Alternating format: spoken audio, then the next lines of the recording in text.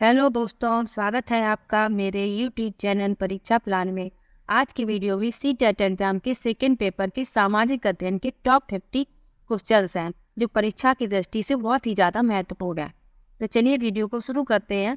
Video शुरू करने से पहले एक रिक्वेस्ट है कि वीडियो को लाइक और चैनल को सब्सक्राइब करना ना भूलें। चलिए वीडियो शुरू करते हैं। पहला प्रश्न है, वात दिक्दर्शी का प्रयोग क्या मापने के लिए किया जाता है? पहला विकल्प है वायु वेग, दूसरा है वायु दाब, तीसरा है वायु दिशा और चौथा है वायु तापमान। तो इस प्रश्न में तीसरा विकल्प सही है। जो वात दिग्दर्शी होता है उसका प्रयोग वायु की दिशा मापने के लिए किया जाता है। अगला प्रश्न है, वायुमंडल की निम्नलिखित में से कौन सी परत रेडियो तरंगों के संचरण में मदद करती है? पहला विकल्प है समताप मंडल, दूसरा है मध्य मंडल, तीसरा है वायुमंडल और चौथा है बहिर्मंडल। तो इस प्रश्न में विकल्पों के हिसाब से तीसरा विकल्प सही है, वायुमंडल। अगला प्रश्न है, पृथ्वी की विभिन्न परतों को क्रम में आंतरिक से बाहरी तम परत तक पहचानिए। तो ये परतें दी गई हैं और इनके नाम विकल्प देखिए।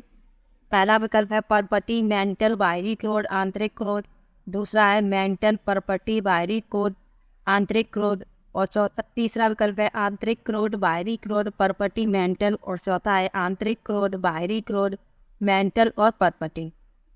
तो इसमें देखते हैं चित्र में, ये है आंतरिक क्रोड, ये वाला।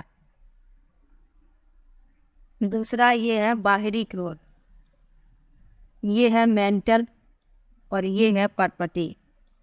तो इसमें चौथा विकल्प सही है। आंतरिक से बाहर तक बताना है तो पहले आंतरिक होगा, फिर बाहरी, फिर मेंटल और फिर परपटी। अगला प्रश्न है, दिए गए आरेख में सूर्य, पृथ्वी और चंद्रमा की स्थिति को ध्यान से देखिए और बताइए कि यह क्या दर्शाता है। विकल्प ये हैं, सूर्य ग्रहण, दूसरा है चंद्र ग्रहण, तीसरा है बृहद ज्वार भाटा और चौथा है लघु ज्वार भाटा। तो चित्र देखकर बताना है। चौथा विकल्प सही है, लघु ज्वार भाटा। अगला प्रश्न है,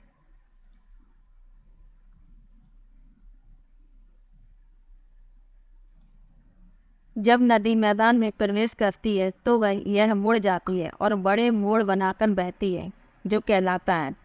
पहला विकल्प है तटबंध, दूसरा है बाढ़ का मैदान, तीसरा है विसर्प और चौथा है चाप। तो इस प्रश्न में तीसरा विकल्प सही है। जब नदी मैदान में प्रवेश करती है तो यह मुड़ जाती है और मोड़ बनाकर बहती है तो उसे विसर्प कहते हैं। अगला प्रश्न है, अधिकांश दुर्गम क्षेत्रों में और आपदाओं के समय लोगों को बचाने, भोजन, जल, कपड़े एवं दवाओं को वितरित करने के लिए यातायात का कौन सा साधन बेहद उपयोगी है? पहला विकल्प है वायुयान, दूसरा है रेल मार्ग, तीसरा है सड़क मार्ग और चौथा है जल मार्ग। तो इस प्रश्न में पहला विकल्प सही है, वायु मार्ग। क्योंकि रेल मार्ग कभी कभी ध्वस्त हो जाते हैं, सड़कें बह जाती हैं। जल मार्ग हर जगह नहीं है, लेकिन वायु मार्ग में ये आसान हो जाता है। लोगों को भोजन, जल एवं कपड़े वितरित करने के लिए वायु मार्ग का ही उपयोग किया जाता है। अगला प्रश्न है, भूगोल की वह शाखा जो विशिष्ट मानव जनसंख्या की संरचना के विषय से संबंधित है कहलाती है। पहला विकल्प है नगरीय भूगोल, दूसरा है जैविक भूगोल, तीसरा है जनसांख्यिकी और चौथा है मानव भूगोल। तो इस प्रश्न में तीसरा विकल्प सही है। जनसंख्या संरचना से संबंधित पूछा गया है विषय तो उसे जनसांख्यिकी कहते हैं। निम्नलिखित में से कौन सा ऊर्जा का गैर परंपरागत स्रोत है? पहला विकल्प है, निम्नलिखित में से कौन सा ऊर्जा का गैर परंपरागत स्रोत है? पहला विकल्प है ईंधन, दूसरा है प्राकृतिक गैस, तीसरा है सौर ऊर्जा और चौथा है कोयला। तो इस प्रश्न में तीसरा विकल्प सही है, सौर ऊर्जा। तीसरा विकल्प सही है, सौर ऊर्जा। ईंधन, प्राकृतिक गैस और कोयला ये ऊर्जा के परंपरागत स्रोत हैं और गैर परंपरागत पूछा गया है, इसलिए तीसरा विकल्प सही है। अगला प्रश्न है, विशेष रूप से निर्मित टैंकों और तालाबों में मछली का प्रजनन कहलाता है। पहला विकल्प है सेरीकल्चर, दूसरा है विटीकल्चर, तीसरा है हॉर्टिकल्चर और चौथा है पिसीकल्चर। तो इस प्रश्न में चौथा विकल्प सही है, पिसीकल्चर।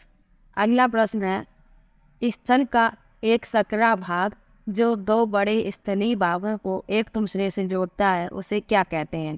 पहला विकल्प है जल संधि, दूसरा है स्थल संधि, तीसरा है द्वीप और चौथा है खाड़ी। दो स्थलीय भागों को जोड़ता है तो उसे स्थल संधि कहते हैं, और इसमें लिखा है कि जो दो बड़े स्थलीय भागों को एक दूसरे से जोड़ता है उसे क्या कहते हैं? तो उसे स्थल संधि कहते हैं। दूसरा विकल्प सही है। अगला प्रश्न है निम्नलिखित में से कौन सा महाद्वीप आकार में सबसे छोटा है? पहला ऑस्ट्रेलिया, दूसरा दक्षिण अमेरिका, तीसरा अफ्रीका और चौथा यूरोप। तो इस प्रश्न में पहला विकल्प सही है, ऑस्ट्रेलिया। ये आकार में सबसे छोटा है। और सबसे बड़ा महाद्वीप कौन सा है? एशिया महाद्वीप।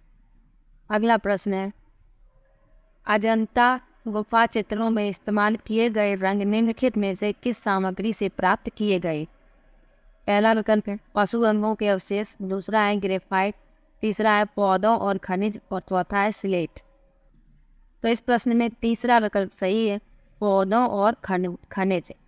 अजंता की गुफाएं हैं कहाँ पर? तो अजंता की गुफाएं महाराष्ट्र के औरंगाबाद में स्थित है। सबसे पुरानी पांडुलिपियां पर लिखी गई थी। पहला विकल्प है ताड़पत्रों, दूसरा है पत्थरों, तीसरा है कागज और चौथा है लकड़ी। जो सबसे पुरानी पांडुलिपियां थी वो ताड़पत्रों पर लिखी गई थी। अगला प्रश्न है मानव इतिहास में निम्नलिखित में से कौन सी अवधि सबसे लंबी है? पहला विकल्प है पुरा पाषाण काल, दूसरा है मध्य पाषाण काल, तीसरा है नव पाषाण काल और चौथा है महापाषाण काल। तो इस प्रश्न में पहला विकल्प सही है, पुरा पाषाण काल। अगला प्रश्न है भारत के निम्नलिखित राज्यों में से किस एक राज्य में हड़प्पा के नगर सबसे बड़ी संख्या में मिले हैं? पहला विकल्प है पंजाब, दूसरा है हरियाणा, तीसरा है गुजरात और चौथा है जम्मू कश्मीर। तो इस प्रश्न में तीसरा विकल्प सही है, गुजरात। अगला प्रश्न है ऋग्वेद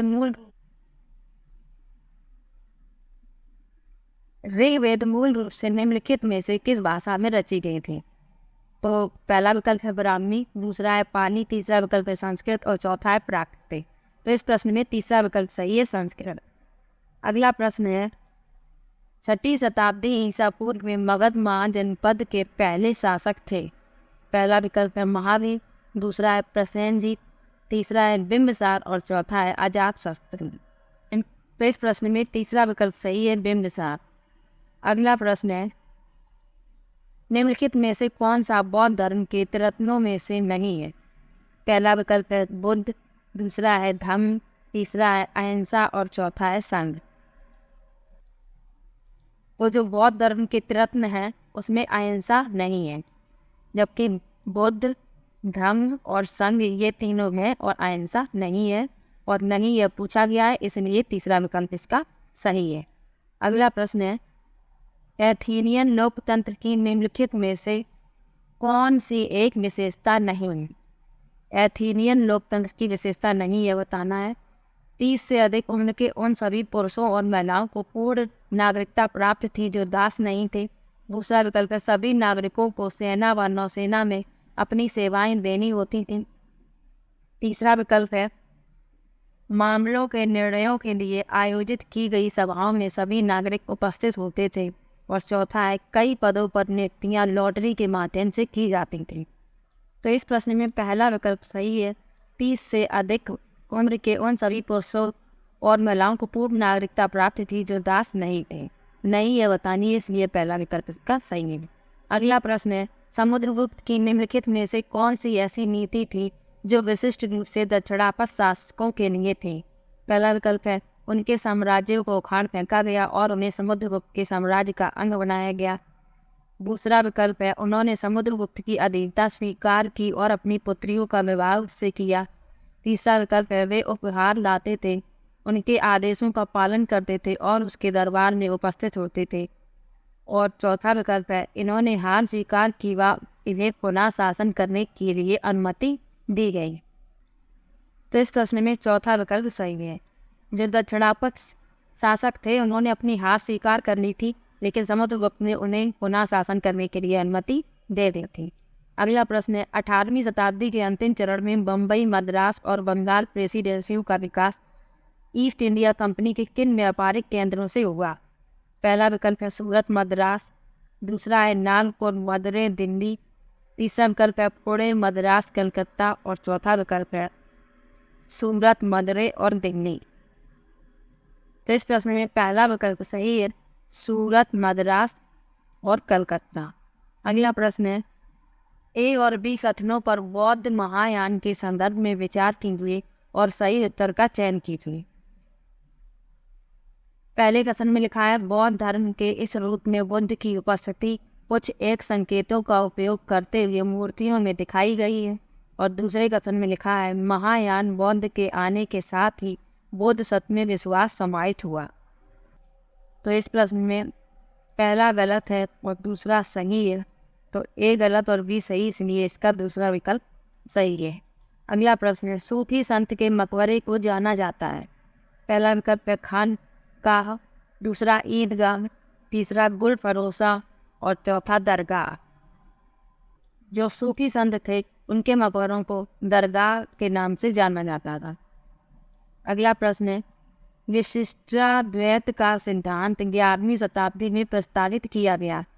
पहला विकल्प है रामानुजन द्वारा, दूसरा है वासवन्ना द्वारा, तीसरा है एकनाथ द्वारा और चौथा है सखुबाई द्वारा। तो इस प्रश्न में पहला विकल्प सही है, रामानुज द्वारा। अगला प्रश्न है, भारत में 1772 में स्थापित की गई दीवानी अदालत के संबंध में ए और बी कथनों पर विचार कीजिए और सही उत्तर का चयन कीजिए। पहला कथन लिखा है, यह एक फौजदारी अदालत थी। दूसरा कथन है, यह यूरोपियन जिलाधीशों की अध्यक्षता में चलता था। तो इसमें फौजदारी अदालत नहीं थी ये। दूसरा सही है, ए गलत और बी सही, इसलिए दूसरा विकल्प इसका सही है। अगला प्रश्न है, गैरीसन नगर से अभिप्राय है। पहला विकल्प है नगर से लगी हुई भूमि जो इस माल की आपूर्ति करती है। दूसरा है किले, बंद बसाव जहाँ सैनिक रहते हैं। तीसरा विकल्प है वह स्थान जहाँ विभिन्न उत्पादन केंद्रों के माल को बेचा जाता है। और चौथा विकल्प है एक महत्वपूर्ण व्यापारिक पत्तन नगर। तो इस प्रश्न में दूसरा विकल्प सही है, किले, बंद बसाव जहाँ सैनिक रहते हैं।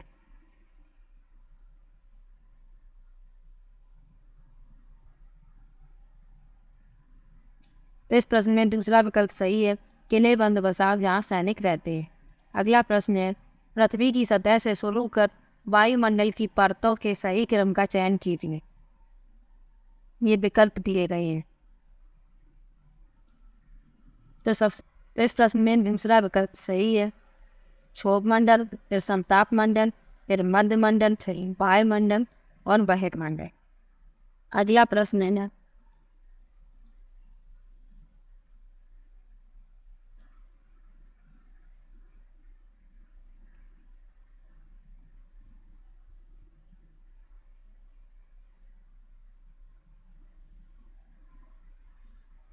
ऋतुएं निम्नलिखित कारणों में से किस कारण से होती हैं? पहला विकल्प है पृथ्वी का अक्ष अपने कच्ची सतह से 66.5 डिग्री का कोण बनाता है। दूसरा है मकर रेखा पर सूर्य की सीधी किरणें 23.5 डिग्री दक्षिण पर पड़ती हैं। तीसरा है पृथ्वी का परिक्रमण और एक ही दिशा में उसके अक्ष का झुका होना। और चौथा है पृथ्वी के अपने अक्ष पर इर्द गिर्द घूर्णन के कारण आभा मंडल बनता है। तो इस प्रश्न में तीसरा विकल्प सही है, पृथ्वी का परिक्रमण और एक ही दिशा में उसके अक्ष का झुका होना। अगला प्रश्न है, प्रतिशत के अनुसार पृथ्वी के वायुमंडल में कौन सा प्रमुख संघटक है? पहला विकल्प है ऑक्सीजन, दूसरा है कार्बन डाइऑक्साइड, तीसरा है नाइट्रोजन और चौथा है हीलियम। तो इस प्रश्न में तीसरा विकल्प सही है, नाइट्रोजन। और कितने प्रतिशत होती है नाइट्रोजन? 78%। महासागरीय धाराओं के विषय में निम्नलिखित कथनों में से कौन सा सही है? कथन दिए गए हैं। ठंडी धाराएं ध्रुवीय अथवा उच्च अक्षांशों से जल को उष्णकटिबंधीय अथवा निम्न अक्षांशों की ओर ले जाती है। लैब्राडोर एक गर्म धारा है। जिस स्थान पर गर्म और ठंडी धाराएं मिलती है वह स्थान विश्व का सर्वोत्तम मत्स्यन क्षेत्र माना जाता है। तो इस प्रश्न में पहला कथन सही है, दूसरा गलत है और तीसरा सही है। ए और सी सही है, तो इसलिए इसका दूसरा विकल्प सही है। दूसरे कथन में लिखा है लैब्राडोर एक गर्म धारा है। ये गर्म धारा नहीं है, ये ठंडी धारा है। अगला प्रश्न है हिमनद के निक्षेपण को कहा जाता है। पहला विकल्प है समुद्री गुफा, दूसरा विकल्प है हिमोड, तीसरा विकल्प है नोयस और चौथा विकल्प है तटबंध। तो इस प्रश्न में दूसरा विकल्प सही है, हिमोड। अगला प्रश्न है कथन ए और बी निम्नलिखित वनस्पतियों में से किसकी विशेषताओं का वर्णन करते हैं। यह वनस्पति उत्तरी गोलार्ध के उच्च अक्षांशों 50 से 70 अंश में पाई जाती हैं। दूसरा है इसे टैगा के नाम से भी जाना जाता है। विकल्प है शीतोष्ण घास स्तर, दूसरा है शीतोष्ण पर्णपाती वन, तीसरा विकल्प है शंकुधारी वन और चौथा है भूमध्यसागरीय वनस्पति। तो इस प्रश्न में तीसरा विकल्प सही है, शंकुधारी वन। अगला प्रश्न है निम्नलिखित में से कौन सी गंगा ब्रह्मपुत्र बेसन की विशेषता नहीं है। पहला विकल्प है मैदानी क्षेत्र में ओक्स बोन लेक चाप झील चिन्हित है। दूसरा मैदानी क्षेत्र की जनसंख्या घनत्व अति अधिक है। तीसरा विकल्प है डेल्टा क्षेत्र मैंग्रोव वनों से आच्छादित है और चौथा है भूमि कृषि के लिए इस क्षेत्र में कर्तन और गहन कृषि की जाती है। तो इस प्रश्न में चौथा विकल्प सही है, भूमि कृषि के लिए इस क्षेत्र में कर्तन और गहन कृषि की जाती है। अगला प्रश्न है तैराक मृत सागर में तैर सकते हैं क्योंकि। पहला विकल्प है पवने सागर जल की सतह पर तीव्र गति से चलती हैं। दूसरा है इस सागर में ठंडी धाराओं की अपेक्षा गर्म धाराओं की उत्पत्ति अधिक है। तीसरा विकल्प है यह सागर निम्न ज्वार भाटों की अपेक्षा उच्च ज्वार भाटों को अधिक अनुभव करता है। और चौथा विकल्प है नमक की मात्रा की अधिकता सागर को सघन बनाती है। तो इस प्रश्न में चौथा विकल्प सही है, नमक की मात्रा की अधिकता जो है वो सागर को सघन बनाती है, इसलिए तैराक जो है आसानी से मृत सागर में तैर सकते हैं। भूमि उपयोग के संदर्भ में ए और बी कथनों पर विचार कीजिए और सही उत्तर का चयन कीजिए। कथन है भूमि उपयोग से आशय भूमि का केवल कृषि और वन के लिए उपयोग है। और दूसरा कथन है भूमि उपयोग मुख्यतः अपनी इस स्थलाकृति के द्वारा निर्धारित होता है। तो इसमें दोनों कथन दोनों ही गलत हैं, तो इसलिए चौथा विकल्प इसका सही है। अगला प्रश्न है रक्षक मेखलाएं मदद करते हैं। पहला विकल्प है पवन की गति को रोकथाम कर मृदा आवरण के संरक्षण में। दूसरा है मृदा में नमी बनाए रखने में। तीसरा है मृदा के ऊपर से जल के प्रवाह को मंद करने में। और चौथा विकल्प है अवनालिकाओं को बढ़ने से रोकने और मृदा क्षय को बचाने। तो इस प्रश्न में पहला विकल्प सही है, पवन की गति को रोकथाम कर मृदा आवरण के संरक्षण। अगला प्रश्न है मृदा परिच्छेदिका की मोटाई को कौन निर्धारित करता है। पहला विकल्प है उच्चावच, दूसरा है समय, तीसरा है वनस्पति जात प्राणी जात और चौथा है जलवायु। इस प्रश्न में दूसरा विकल्प सही है, समय। अगला प्रश्न है वितरण के आधार पर संसाधन को वर्गीकृत किया जा सकता है। पहला विकल्प है वास्तविक संसाधन और संभाव्य संसाधन। दूसरा है नवीकरणीय संसाधन और अनवीकरणीय संसाधन। तीसरा है जैव संसाधन और अजैव संसाधन और चौथा है सर्वव्यापक संसाधन और स्थानिक संसाधन। तो इस प्रश्न में चौथा विकल्प सही है, सर्वव्यापक संसाधन और स्थानिक संसाधन। अगला प्रश्न है आईने अकबरी के विषय में निम्नलिखित कथनों में से कौन सा सही है। पहला है यह अकबरनामा शीर्षक के अंतर्गत अकबर के शासन के इतिहास की 3 जिल्दों में से पहली जिल्द है। दूसरा है इसमें अकबर के पूर्वजों और अकबर के शासन की घटनाओं का विवरण दिया गया है। तीसरा विकल्प है यह मिर्जा हाकिम द्वारा लिखी गई है जो अकबर के दरबारियों में से एक था। और चौथा विकल्प है यह अकबर के प्रशासन के विविध पहलुओं के विषय में संपन्न सांख्यिकी विवरण प्रस्तुत करता है। तो इस प्रश्न में चौथा विकल्प सही है, यह अकबर के प्रशासन के विविध पहलुओं के विषय में संपन्न सांख्यिकीय विवरण प्रस्तुत करता है। अगला प्रश्न है, निम्नलिखित में से किसने अपनी कृतियों को भी शामिल करते हुए बाबा गुरु नानक की रचनाओं को गुरुमुखी में संकलित किया है? पहला विकल्प है गुरु गोविंद सिंह, दूसरा विकल्प है गुरु अंगद, तीसरा विकल्प है गुरु अर्जुन और चौथा विकल्प है गुरु तेग बहादुर। तो इस प्रश्न में दूसरा विकल्प सही है, गुरु अंगद। ये सिखों के दूसरे गुरु थे। अगला प्रश्न है,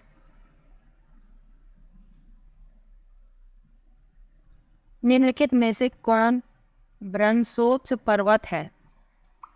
पहला विकल्प है हिमालय, दूसरा विकल्प है अपलेशियन पर्वत, तीसरा विकल्प है यूराल पर्वत और चौथा विकल्प है वोसजेस पर्वत। तो इस प्रश्न में चौथा विकल्प सही है, वोसजेस पर्वत। अगला प्रश्न है, अंतरिक्ष से प्रवेश करने वाले उल्कापिंड वायुमंडल के किस परत में आने पर जल जाते हैं?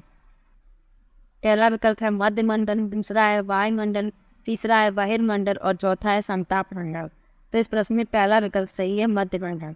अगला प्रश्न है, ऋतु प्रवाह जुड़ा हुआ है। पहला विकल्प है लोगों के आवागमन से, दूसरा है घरों के आसपास बनावट से, तीसरा विकल्प है एक छोटे घर के पौधे रखने का कृत्रिम अहाता से और चौथा है ऐसे स्थान जहां बस्तियां विकसित होती हैं। तो इस प्रश्न में पहला विकल्प सही है, लोगों के आवागमन से। अगला प्रश्न है, ब्राजील के कंपोस्ट और वेनेजुएला के लानोस उदाहरण है। पहला विकल्प है शीतोष्ण कटिबंधीय घास स्थल के, दूसरा है टुंड्रा प्रकार की वनस्पति से, तीसरा है उष्ण कटिबंधीय घास स्थल के और चौथा है मध्य सागरीय वनस्पति के। तो इस प्रश्न में तीसरा विकल्प सही है, उष्ण कटिबंधीय घास स्थल के। अगला प्रश्न है, भारत का शोध संस्थान मैत्री कहाँ अवस्थित है? पहला ऑस्ट्रेलिया, दूसरा अंटार्कटिका, तीसरा यूरोप और चौथा एशिया। तो इस प्रश्न में दूसरा विकल्प सही है,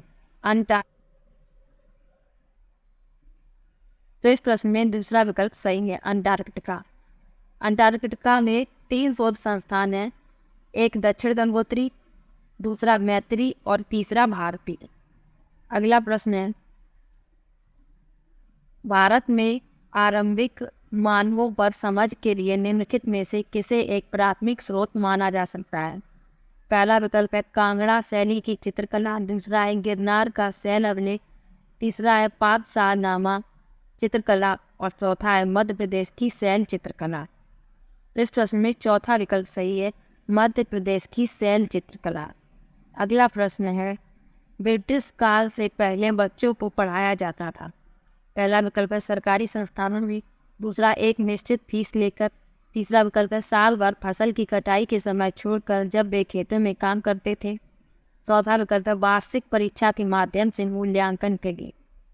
तो इस प्रश्न में तीसरा विकल्प सही है, साल भर फसल की कटाई के समय को छोड़कर जब वे खेतों में काम करते थे। अगला प्रश्न है, हम यह आज कैसे जानते हैं कि पुरा पाषाण युग में भारत में शुतुरमुर्ग होते थे? पहला विकल्प है उस समय की कृतियों में इन पक्षियों का विवरण लेख हमें मिलता है, दूसरा है महाराष्ट्र के पटनेपुरा स्थल से शुतुरमुर्ग के अंडों के अवशेष मिले, तीसरा विकल्प है शुतुरमुर्गों पर मौखिक स्मृतियाँ हमारे पास दिल्ली के राष्ट्रीय संग्रहालय में अभिलेखित हैं और चौथा विकल्प है विदेशी यात्रियों के वृत्तांतों में उनका वर्णन है। इस प्रश्न में दूसरा विकल्प सही है, महाराष्ट्र के पटने में पुरा स्थल से शुतुरमुर्ग के अंडों के अवशेष मिले हैं। अगला प्रश्न है, हड़प्पा सभ्यता का पतन कैसे हुआ? ऐसा लगता है कि शासकों का नियंत्रण समाप्त हो गया, जंगलों का विनाश हो गया, सभ्यता के पूरे क्षेत्र में बाढ़ आ गई, संभवतः नदियां सूख गईं। तो इसमें ए सही है, बी सही है और डी सही, सी गलत है। ए, बी और डी सही है, इसलिए इसका दूसरा विकल्प सही। अगला प्रश्न है, महायान बौद्ध धर्म के अंतर्गत पहला विकल्प है मूर्तियों में बुद्ध की उपस्थिति सिर्फ कुछ संकेतों के माध्यम से दर्शाई जाती थी। दूसरा है बुद्ध की प्रतिमाएं बनाई जाने लगीं। तीसरा है बोधिसत्वों को नहीं स्वीकारा गया क्योंकि उन्हें अभी भी ज्ञान प्राप्ति करना बाकी था। और चौथा है मूर्ति कला के केंद्रों के रूप में मथुरा एवं तक्षशिला का पतन हुआ।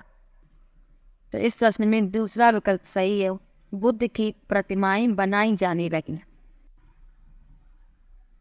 तो ये सामाजिक अध्ययन के टॉप 50 प्रश्न थे। वीडियो कैसा लगा कमेंट बॉक्स में ज़रूर बताइएगा। वीडियो को लाइक और चैनल को सब्सक्राइब करना मत भूलिएगा। Thank you.